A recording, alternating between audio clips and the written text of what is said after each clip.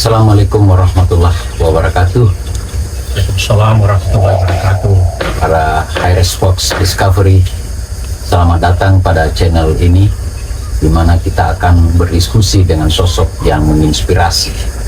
Menginspirasi tidak hanya para generasi muda, tapi menginspirasi bagi mereka yang memiliki pekerjaan rutin sebagai birokrat atau pegawai negeri, lalu kemudian melakukan sebuah proses yang revolusioner dalam diri untuk merubah bahwa setelah pensiun ternyata orang masih memiliki daya untuk berbakti kepada nusa dan bangsa.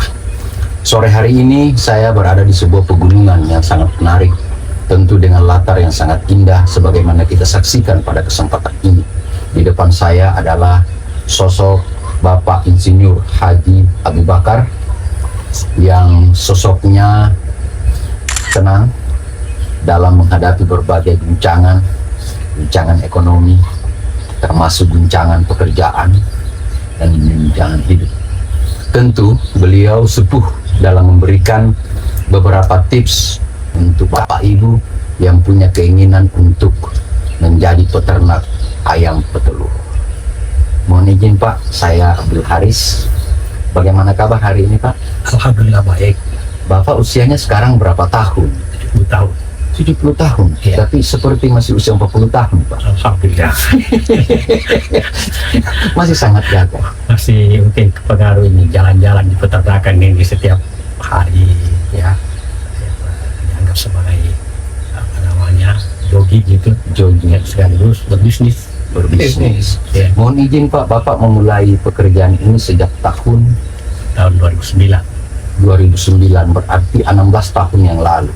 Ya, kurang lebih seperti itu. Kurang lebih seperti itu. Jarak antar Makassar dengan tempat ini itu kurang lebih 30-40 kilo. Ya, sampai 40-30 kilo. 30 kilo. Bapak mengambil tempat yang cukup dingin di tempat ini. Apakah alasannya dingin atau memang menjauh dari hidup kota? Ya, kebetulan ini bisnis yang saya geluti itu makin tenang makin bagus. Makin tenang. Makin bagus. Jadi di sini masih berupa hutang-hutang, tidak ada orang yang masuk ke sini dulu, kecuali saya mulai berbisnis ini. Bukan bisnis sebenarnya, hobi saja dulu. Ya, hobi. Kebetulan saya ini kan ASN Pak. birokrat kurang lebih 30 tahun berkiprah di birokrat Ya. sebagai pegawai negeri sipil. Dan terakhir posisi saya itu di pemerintahan Provinsi Sulawesi Selatan itu adalah Wakil Kepala Dinas Pertambangan dan Energi Provinsi Sulawesi Selatan. Wakil Kepala Dinas. Ya, Wakil Kepala Dinas. Selangkah lagi jadi Kepala Dinas. Ya, Tapi Bapak pilih ini. saya pilih ini kebetulan ya ada sukses kepemimpinan di tahun 2009-2008. Ya. Yaitu saya dalam posisi tidak menjabat lagi, sehingga saya berinisiatif untuk menutupi tadi yang tidak bisa dipungkiri bahwa penghasilan sebagai seorang doa itu tentu jauh lebih besar dibanding kalau tidak jabatan. Jadi saya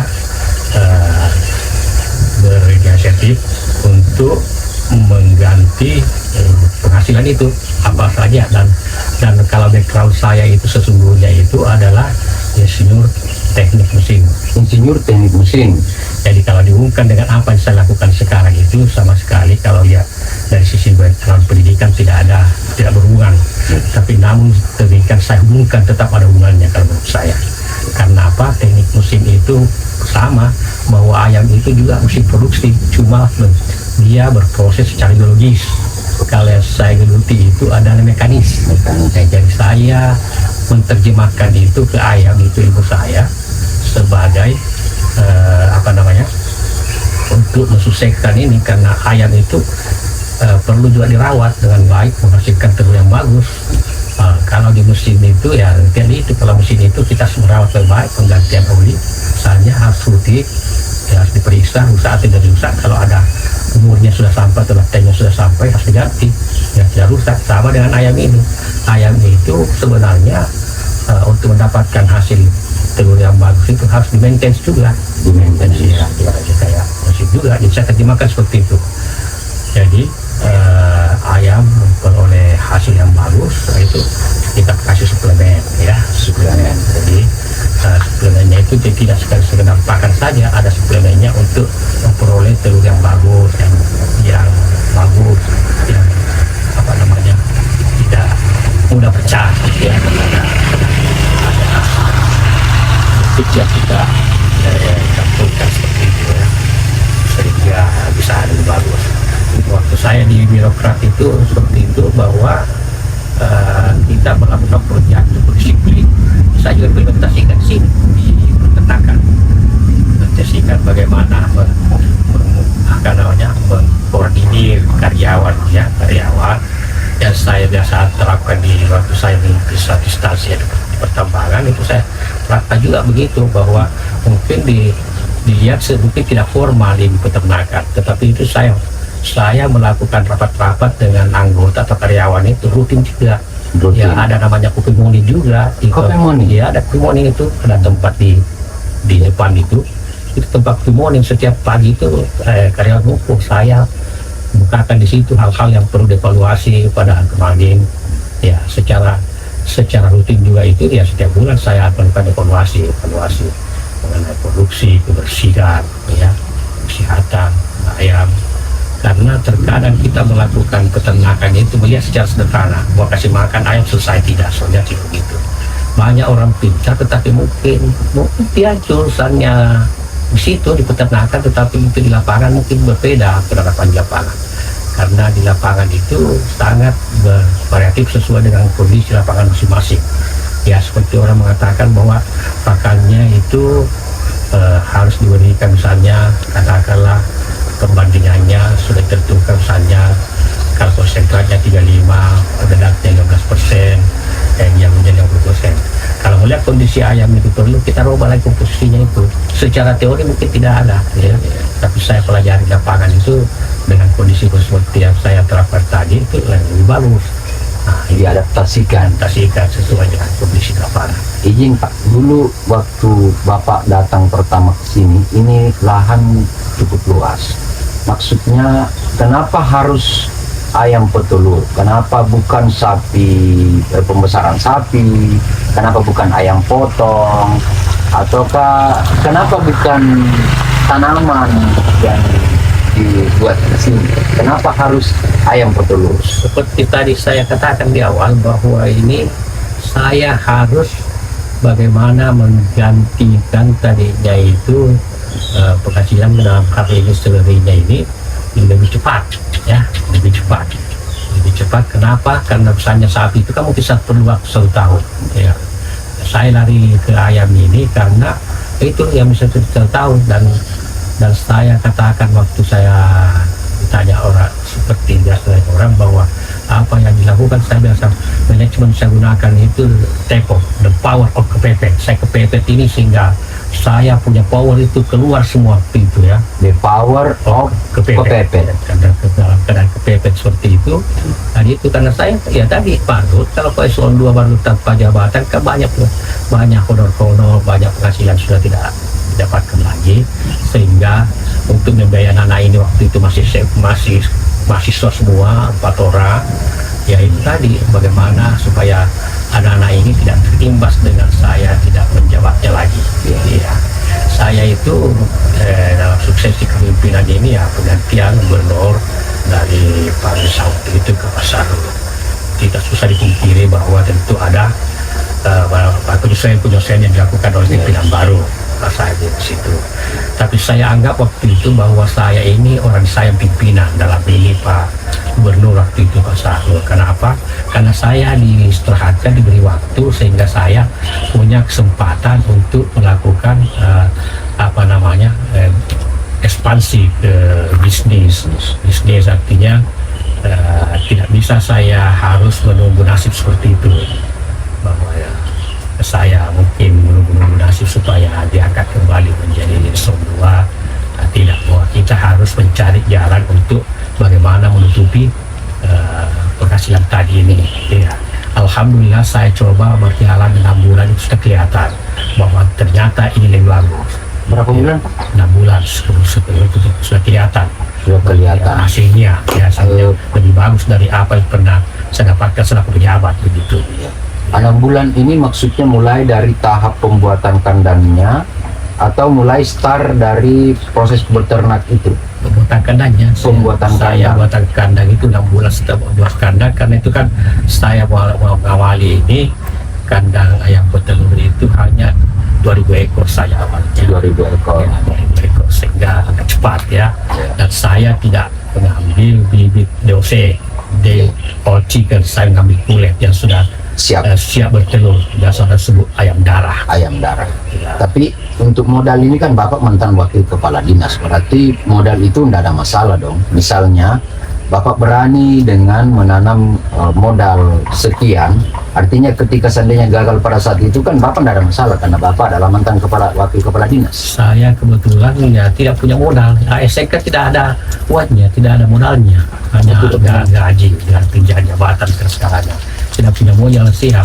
Jadi harta saya terus terang waktu itu harta saya gak ada, cuma rumah. Itulah yang saya gabungkan di Bandung untuk ambil modal. Ambil modal dengan agunan Dengan rumah. Tapi harta satu-satunya rumah waktu itu. Jadi kalau gagal, coba bisa dibayangkan apa yang terjadi di keluarga saya kalau gagal waktu itu. Tapi alhamdulillah Allah memberikan banyak rezeki di situ. Ya. Jadi sehingga dengan modal itu, itulah yang berkembang menjadi seperti sekarang ini. Dari setiap tahun itu saya akan memfokuskan menambah populasi ayam. Ya, untuk populasi dan menambah kandang terus. Jadi starting Bapak itu 2000 ekor. 20 ekor. 2000 ekor. 20 ekor itu Dengan kandangnya waktu itu karena saya beli lahan juga. Uang tadi saya terus terang itu ya saya bagi untuk biaya patahan lahan, biaya kandang, biaya untuk pakan ayam. Jadi hanya 2000 ekor. Tapi dengan 2000 ekor itu terus terang saya melihat ada prospek untuk dikembangkan. Jadi dengan cara-cara yang saya pahami dan saya amati beberapa periode, peternak yang ada di luar sini, misalnya saya jalan-jalan ke Sindang, ke Maros begitu ya, cari inspirasi karena saya harus mengakui dan mengatakan bahwa background saya itu bukan di peternakan, background saya itu, keahlian saya itu di teknik mesin dan saya kalian itu pembangkit listrik sebenarnya. Pembangkit listrik. Ya. Izin Pak, ada fase di mana kita tidak lagi menjabat sebagai wakil kepala dinas pertambangan, lalu kemudian fasenya itu membuat kandang. Kalau kalau masih diingat itu berapa fase setelah Bapak tidak menjabat lagi lalu membuat kandang ini? Itu kira-kira berapa minggu? Itulah saya katakan tadi, the power kepepet, karena kepepet itu mungkin sambil mendapatkan petunjuk dari Allah Subhanahu wa Ta'ala, itu tidak terlalu lama. Ya, terlalu lama. Itu tadi 6 bulan itu sudah menghasilkan. Saya keluar itu dari situ sudah menghasilkan itu, dan apa yang saya tadi rencanakan itu dan saya idam-idamkan itu sudah mulai kelihatan tercapai. Jadi fasenya itu tidak lama, karena mungkin karena itu tadi saya biasa umpamakan kalau saya bicara bahwa seperti kita kalau dikejar anjing itu pagar 2 meter itu pasti kita bisa lompati. Jadi kalau saya review kemampuan saya pada saat itu saya menjabat lagi dengan kekuatan untuk membangun saya, itu luar biasa rasanya pergerakannya, ya, pergerakannya.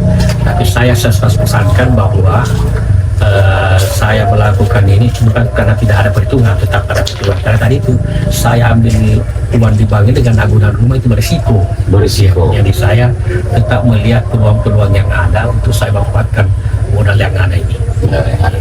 Oke.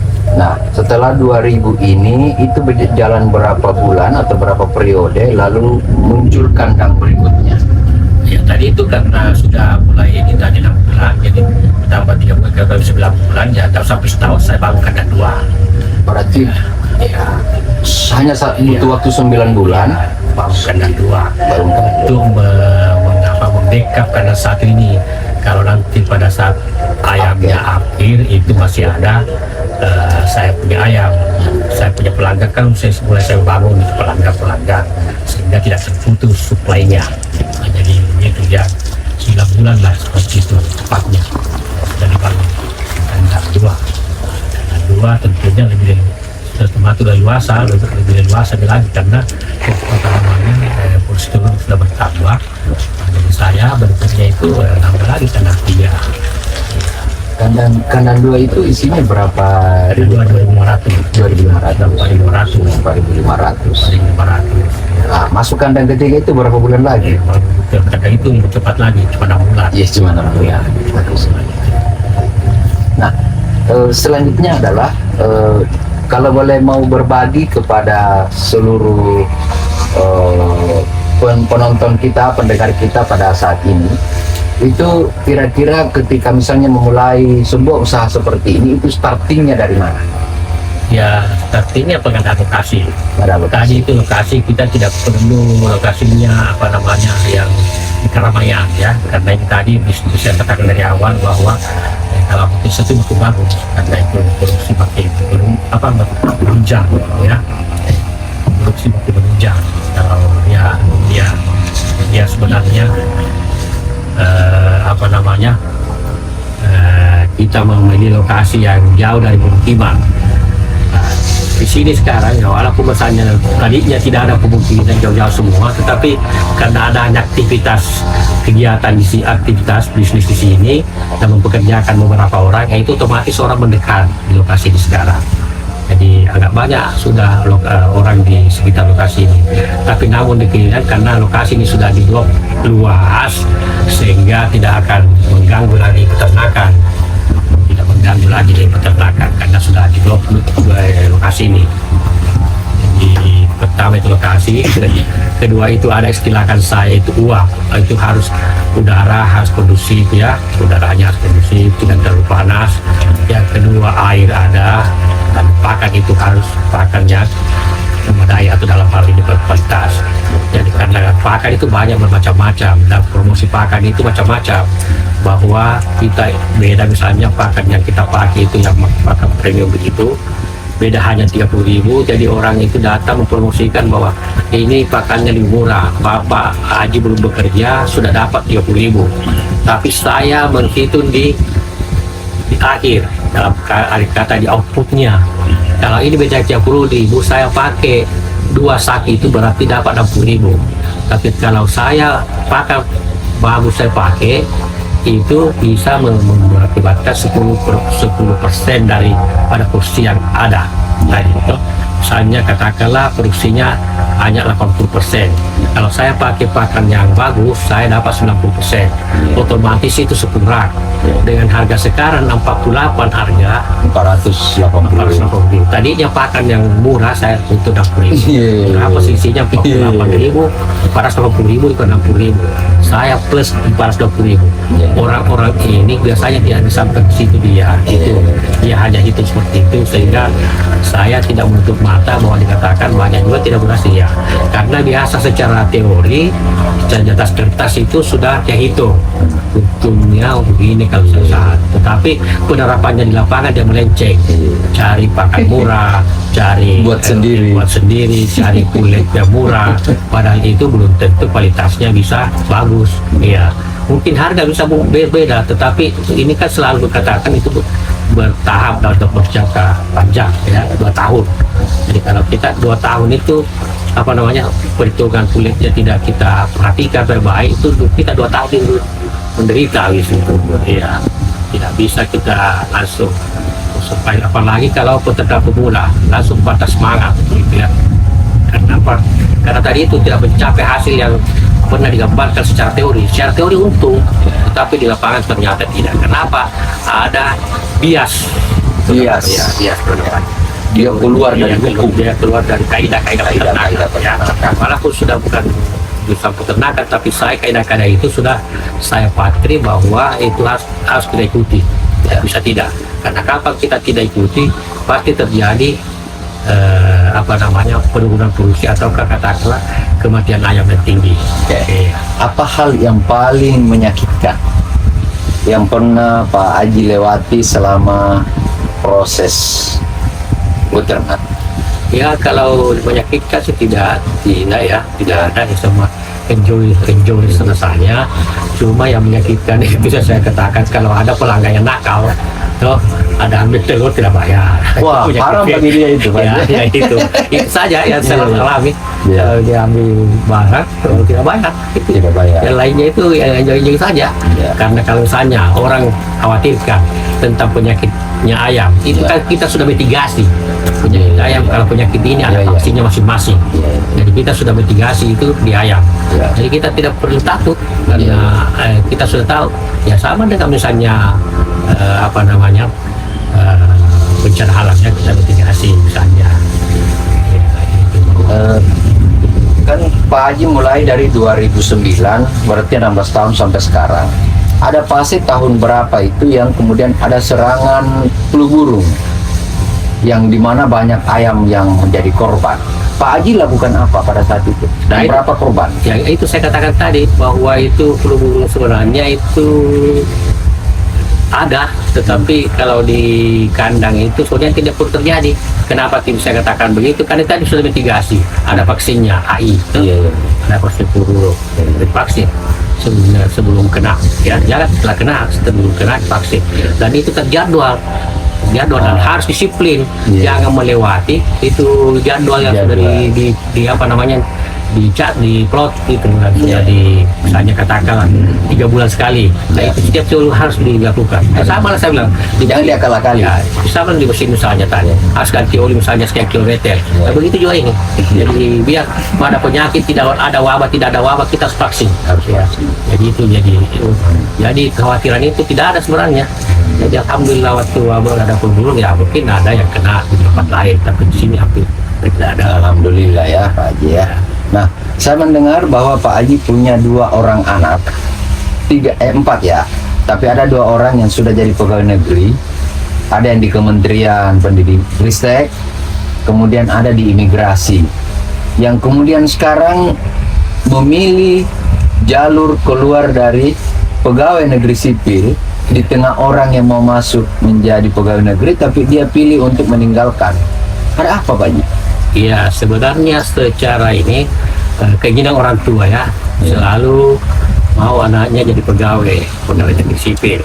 Tapi ini anak saya melihat bahwa ayah saya, maksud saya, Iya. saya ini melihat usia data melihat bahwa orang tua saya ini sudah pensiun tapi masih produktif.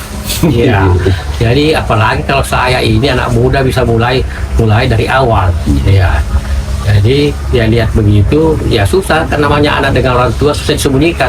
Masalah penghasilan toh, katakanlah minta dibelikan barang, katakanlah mobil, ya, bisa saya beli mobil, saya belikan rumah, bisa saya belikan rumah. Tentu dia bilang ada sumber ya potensial untuk dia punya saya punya ayah ini. Ya akhirnya dia bilang saya mau mulai dari mula, saya mau keluar dari keluarga sipil. Kalau saya sebagai orang tua dengan ibunya itu melarang, tapi dia bertekad untuk itu, dan alhamdulillah setelah saya lihat dia keluar ini kurang sudah 3 tahun, dia sudah memang ya mandiri dan ya jauh saya lihat itu teman-temannya masih di situ ya, artinya dari segi finansial ya gitu. Dan ini mungkin dari segi apa namanya kebebasan dia pilih gitu ya, karena dia kan kalau dia jadi makanya pengusaha katakanlah peternak begitu kan dia bebas kapan saja dia mau ke lokasinya atau kandangnya, itu waktunya bebas, dia bisa kalau ada katakan keluarga dia di situ dulu. Kalau pegawai negeri kan harus minta isi dulu, sakit mamanya, pernah sakit mamanya waktu itu masih di Jakarta semua tugas, sakit mamanya sampai keluar rumah sakit tidak dapat izin, tidak datang. Sekarang ini setelah rumahnya itu sakit gigi saja mamanya semua kumpul, jadi sebagian tersendiri. Masya Allah ya. Semua kumpul di situ. Hanya sakit giginya mamanya sudah kumpul dan dengan ceria semua datang gitu, cucu-cucu. Ya itulah kesenangan orang tua seperti itu. Jadi 2 anaknya Pak Haji ini sekarang masing-masing sudah mandiri dengan kandang masing-masing. Iya, ya tadinya itu sebelum keluar di PNS itu sudah bukan punya putih semua, sudah eselon 4, sudah proses itu. Masya Allah. Tapi dia pilih keluar. Ya. Nah, karena itu dengan pertimbangan yang matang tadi mungkin secara faktual Ya. di lapangan, dia lihat bahwa saya ini pensiun baru mulai usaha, sehingga masih bisa dia nikmati apa yang saya peroleh dari situ. Dia nikmati dan dia mati.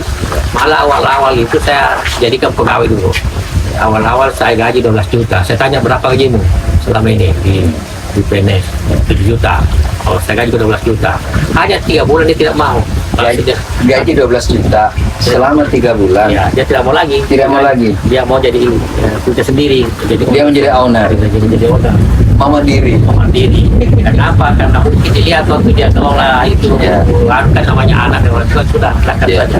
Jadi dia di situ itu bahwa kata mungkin ini saya betul-betul lagi mungkin menjaga saya ini orang tua karena apa?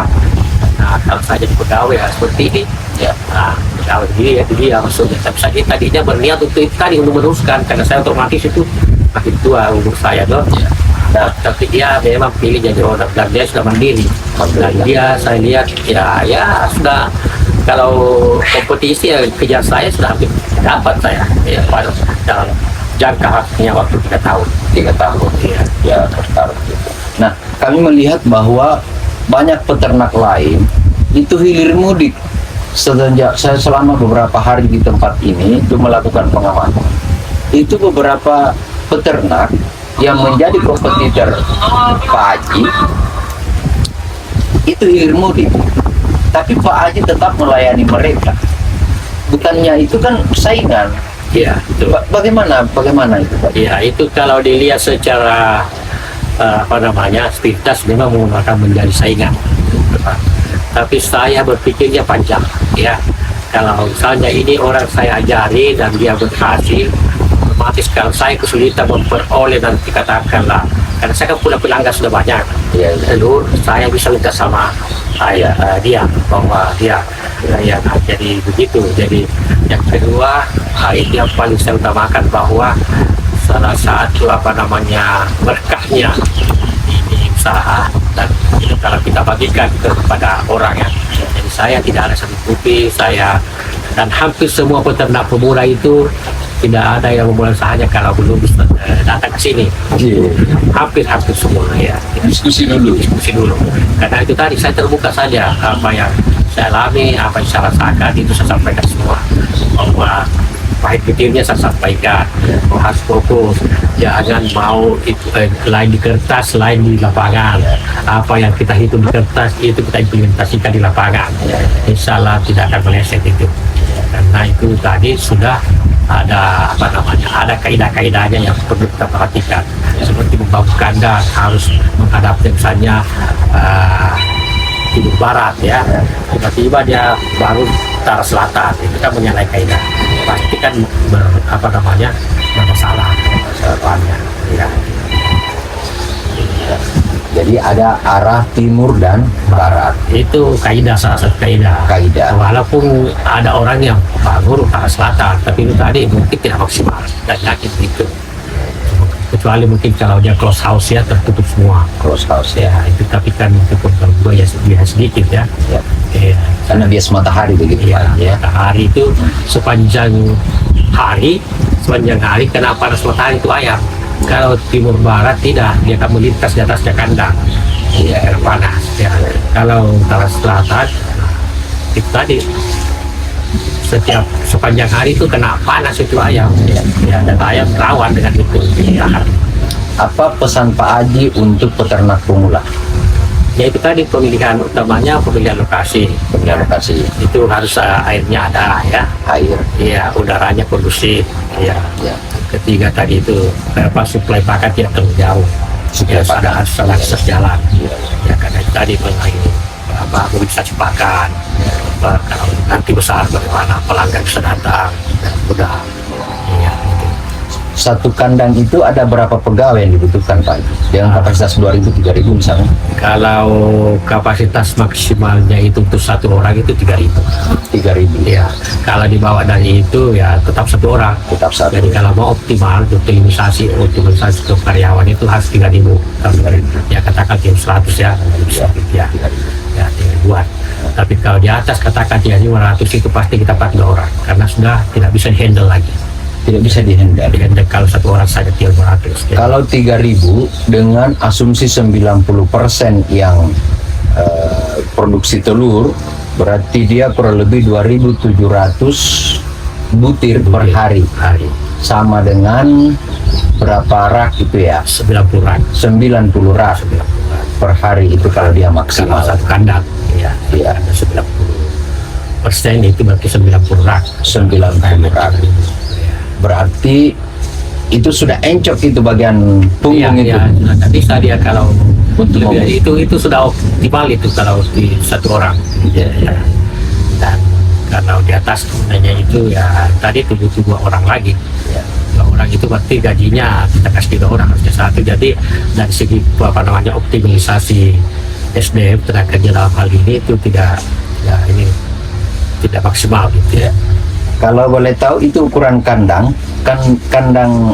kandang itu ada tempat untuk ayamnya, kemudian ada atapnya dan ada bawahnya, bawah kandang. Ada enggak tips atau saran untuk ukuran kandang tertentu? Ya, saya biasa orang mengatakan kandangnya tinggi.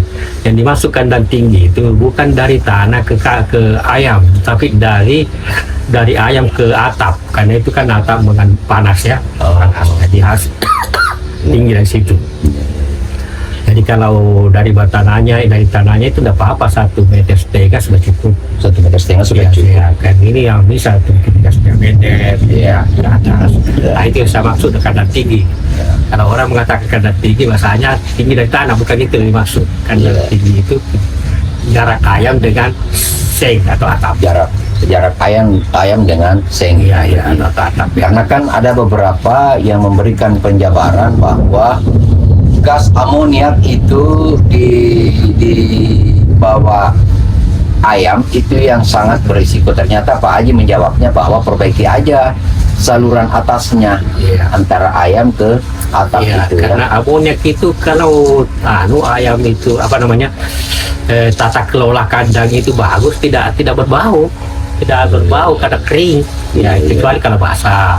Berarti kalau basah ada masalah mungkin di pemberian minumnya, dalam hal ini nipelnya ya kan, kita pakai nipel sekarang, dapat pipa. Pembersihan bocornya gitu.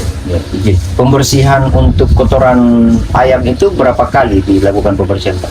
Ya, secara aturan sih tidak ada, tapi sedapat mungkin itu ayam tidak terganggu. Kalau kita sering-sering korek tai ayamnya itu kan ayam juga stres karena terganggu.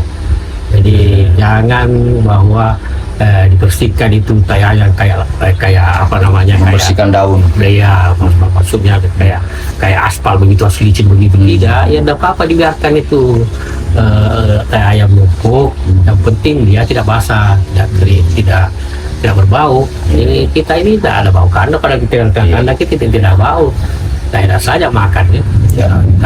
Atau kalau berbau begitu kita kasih ada apa dikasih namanya empat itu sebagai itu menghilangkan bau. Ya, biasanya begitu. Kalau ada yang bau saya semprot empat. Itu tidak mahal harganya. Oke. Nah, terus Pak Haji, berarti kan 2 tahun tuh fase untuk produksi untuk ayam petelur. Kapan dilakukan pembersihan kotoran ayam ini? Itu tadi kalau di April otomatis dibersihkan karena kita mau masukkan lagi tuh ayam baru. Berarti 1 kali 2 tahun. Ya, satu itu bersihan itu tidak 1 tahun, bisa di 3 tahun. Tapi saya sarankan jangan di puncak-puncak ayam bertelur. Jangan di puncak-puncak ayam posisinya bertelur di atas 90%, jangan diganggu. Karena kalau terganggu ayam itu pasti goyang produksinya. Pasti, karena itu ayam mudah stres kalau ya produksi tinggi. Kayak kita kalau naik kendaraan lari di atas 90 km per jam, pasti kita hati-hati. Sama dengan ayam, kalau dia taruh di puncak-puncak produksi, jangan banyak diganggu karena dia itu rentan. Kenapa di stres ya? Karena dia akan puncak produksi. Puncak produksi itu tahun bulan keberapa? Ya, biasanya kalau minggu ke-30, minggu ke-30 usianya. Ya, itu sampai biasa kalau dia kulit yang bagus sampai 40 minggu ke depan. 40 minggu ke depan. Sampai yang mesti keluar 40 minggu. Kalau tadi itu tadi catatan kulitnya bagus, karena tidak semua ayam mungkin sama strainnya, sama jenisnya, tetapi dalam pembuatan kulitnya tidak sama. Ya, ya, Tunggu, Pak Haji. karena ada. Ya, ini tips ini paling penting dan tidak ada dalam buku saya kira. Nah, ini Rahasianya. ya rahasianya ini. Saya bilang karena orang itu memelihara ayam dan mencari kulit itu selalu berat badan. Itu untuk mereka berat badan gampang. Kasih protein tinggi atau ayam makanan ayam potong itu, itu berat badannya naik. Nah kalau saya tidak, saya membuat kulit itu rangkanya bisa berkuat. Remnya rangka, tulangnya supaya kuat itu. Ya itu saya dulu perkuat itu dengan pembloknya tembolok ya. Temboloknya itu supaya kuat makan. Jadi jangan sedih kalau ayam kurang makan, malas bersyukur. Orang itu bersyukur kalau misalnya ayamnya kurang makan karena kurang biaya. Kalau saya terbalik, kalau kurang makannya ayam saya kenapa dia ayam kurang makan? Karena pasti telurnya tidak maksimal. Jadi kalau banyak makannya itu ayam, nah itu tadi bagus. Dan kita bersedih bahwa ayam posnya ini. Nah, beda kalau ada ayam potong ya. Nah, tapi kalau ayam potong itu tidak. Ya makin dia batasannya itu memang ada standar pakan ya. Kalau sudah betul itu biasanya kita kasih sampai 120 gram per ekor per hari. Iya, tapi saya biasa lapor itu kalau tadi ke bangsa makan saya ya maksimal 125 gram per ekor. Ya kalau lewat dari itu bisa juga habis, tetapi tidak jadi telur, tidak jadi karena dia kayak manusia juga ini ayam. Kalau bumbung gitu ya mandul gitu, ya. Terus Pak Haji, apa di sini ada penetasan? Pedam. Saya cuma beli dog ya. DO chicken ya. Iya ada chicken. Kemudian itu dibeli, tapi kan maksud saya begini, bagaimana bisa ada disebut bahwa berbeda? Ini kan jenis ayam ada beberapa jenisnya nih. Ya. Sumbernya sama, sumber beli sama untuk kemudian menjadi pulet. Tapi kenapa bisa di A itu kurang bagus dia punya hasil, sementara di Pak Haji itu dia lebih kuat? Apa yang membedakan? Itu pernah ambil kulit di sini itu pasti dia tahu kualitasnya. Nah, itu mereka mengatakan bahwa kalau kulit sana diambil di tempatnya saya itu tidak pernah ada salah-salah. Kenapa? Itu betul yang katakan tadi bahwa jenisnya sama, tapi yang berbeda itu pemeliharaannya beda ya, maintenance ya, pemeliharaannya beda, sehingga mungkin juga pakan sama ya, tapi tadi pemeliharannya mungkin beda. Kalau saya di kecil-kecil ayam begitu pemeliharannya 3 kali 1 hari, mungkin orang 2 kali. Kalau saya tidak, karena kalau terlalu lama itu makanan kan kalau masih kecil itu ayam naik di tempat pakannya, sehingga pakannya kotor, tidak segar lagi. Saya itu tadi ganti ya begitu, tata kelolanya berbeda. Karena kalau orang menyayangkan seperti itu, karena pasti bilang ini ya buang-buang pakan, tapi ini kan sudah bercampur dengan tainya, tidak segar lagi. Sehingga tadi tidak maksimal makannya. Nah, itu sudah membedakan. Artinya yang membedakan itu cara pemeliharaannya. Cara pemeliharaan. Jadi berapa jarak itu dari ayam yang baru menetas sampai ke bertelur? Berapa jarak berapa bulan? Ya. Kita biasanya pakai prinsip minggu ya. 13 minggu itu dari starter itu namanya starter itu baru menetas ya, baru dapat bibitan ya. Bibitan itu tapi bukan saya bibit, maksudnya dognya ini masukkannya itu karena saya kan 3 kali pindah. Kalau orang itu biasa 2 kali ya, dari kandang tadi itu terus saya langsung pindah ke petelur layer. Kalau saya tidak dari Indonesia starter itu kurang lebih 7 minggu pindah ke grower. 7 minggu ke grower pembesaran. Iya. Tadi di starter ya. 7 minggu, paling lama 8 minggu pindah situ, jadi kurang lebih 6 minggu di grower, pindah lagi ke layer. Itu 8 minggu kemudian berarti 6 tambah 8 13 minggu. 13 minggu lah. 13 minggu. Saya biasa kalau kan dia belum bersebenar 15 sampai 14 ribu. 14.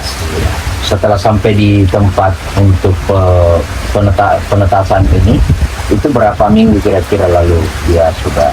Kalau di situ lebih ya 4 minggu sampai 1 bulan lah, 1 bulan 2 minggu kira-kira. 1 bulan. Karena itu sesuai teori itu bahwa ayam itu bisa bertelur itu yang itu 19 minggu. 19 minggu. 14 minggu, 14. Itu kan masih kecil tuh ya, ketat kayak dilihat dari kandang itu ya.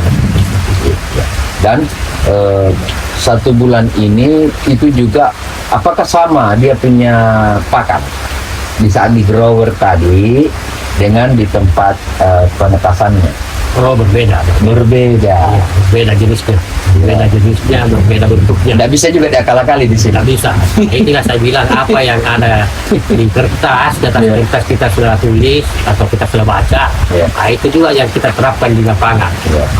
Jangan diakal-akali. Itu tadi harusnya makan ayam misalnya 10 gram, kita cuma kasih 5 gram. Kenapa? Karena biaya. Ya. Tidak usah berpikir seperti itu. Karena biaya itu otomatis